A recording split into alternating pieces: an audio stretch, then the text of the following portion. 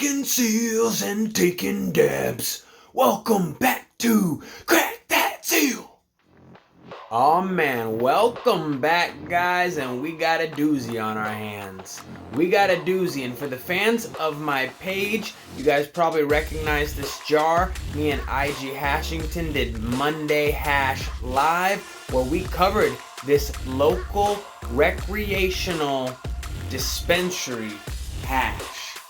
But today on Crack That Seal, we're going to be covering it again. We're going to be taking you on our journey, going over some of the different points. We have now taken 3 different dabs of this, so I have more to it. Normally we're cracking the seal for the first time.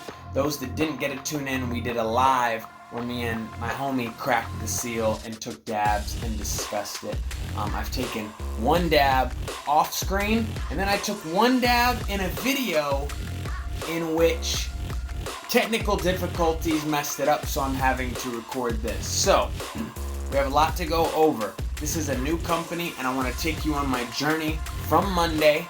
I decided this company's been making waves for probably a week or 2. They had fancy packaging, fancy hype type strains, and of course being a brand new company on the market, everyone was like, oh, who's behind it, who? So I had to go grab a jar. I want to take you on the journey, and then we'll come back and we'll discuss what's inside. Hey, you know what it do. You know what time it is. It's the Hash Vlog. And today, we woke up with a plan. That plan, like every day, find hash, smoke hash. But on the Arizona market, a new player has come into town. Fancy packaging, fancy box. We don't know quite who's behind it. I believe their name is either Melt or Melted as a rosin company name. We've headed out down to Mesa. We're at Kind Meds, and we're about to go in and grab ourselves some rosin to test out for you guys. You know what time it is. We got the package in hand. And the reason we came to Kind Meds is because they, of all the places, had the most selection of this company. They had a bunch of Melt in there. Some I didn't even know that were out. So we ended up grabbing one that I'm a little bit hyped on. They had a hype strain. We grabbed the Grape Gasoline. Now, as you can see, this is the biggest rosin container I've ever come in contact with. It's huge. But one thing they've nailed, that fancy black market packaging. They've definitely got that down. Excited to see what this brings. We're gonna be doing some taste testing soon. While we were in there, the bud tender actually informed us. I thought this was a company with True Infusion, and it still might, but she actually said the company Pax is behind Melt. Okay, so for those that didn't tune in, me and IG Hashington cracked this jar, and there was a lot. We actually had, I think it was over 70 people that came and went through our chat. Great numbers for just kind of on the fly. Appreciate everyone that made it in. Some of the topics that arose, you know, I was pretty unsure. He was pretty sure. A lot of people, we've all been in discussion. Is there something added to the rosin? And there's a lot of speculation. And some of the things that have been thrown around. Distillate, BHO, botanical terpenes, all mentioned by respectable people. And I was on the fence.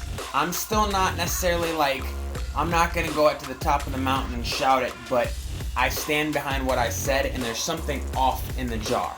But we have from a brand new company called Melt. We've got the Grape Gasoline. I'm gonna show you guys the close-up of it. It leans into, you hear me talk about like, it leans into the sugary terp. It's very sugary sweet. It leans into a very grape smell. And the reason I was on the fence and am on the fence is because the terps are reminiscent of strains and weed terps that I've smelled behind strains. What I've come to personally feel and agree with Hashington is it's just damn near too strong of a grape smell, and it's hard to really just say one thing and without knowing. So they've come out on their page and they've said nothing is added. Their hash maker would kill them if that were the case. So they're claiming it's small batch, family owned. I might be misinterpreting this. They're under, like True Infusion and all these companies we've been talking about, they're under their umbrella, but I don't think they necessarily have to do with their grow or any of that. As I've come to kind of put two and two together, they're kind of standing on their own. So essentially in my mind, this would be their strains, small batch, done by them, fucking made into hash by them.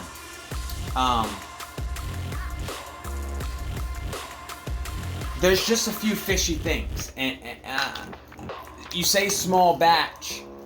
I don't know if I've ever come across one single jar of small batch hash that was as cheap as these guys are selling theirs for. And then when you throw on this is just typical business and marketing things, when you throw on this jar, which we haven't even gotten into, this is a regular hash jar right there. When you get into the packaging, like the packaging is an 1/8 jar of flour, a whole empty compartment container on bottom where I was hiding another hash jar for you guys. And the lid comes off like this, and then there's the hash. I don't know, it's very fancy packaging. And if anyone knows anything about business, you know that normally the more packaging, the more costs go up. So, and they say small batch in these things. Another thing I'm gonna post on here was one of the ads for their hash. There was an interesting little note that someone pointed out to me. I hadn't seen the ad, but once I did, I was like, they mentioned in the ad how it was, what was it? I'm gonna mess this up, but it was real cannabis terpenes or something like that. Like real cannabis, it's like, yeah, it's hash. Doy, it's real cannabis terpenes. You shouldn't even say that. It's just an awkward thing, like we used real cannabis terpenes. Like, what do you mean?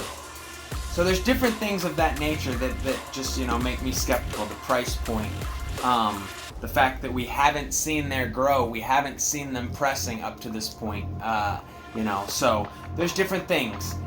Enjoyment rating, I had given it a 7.5 on the rec scale the other day.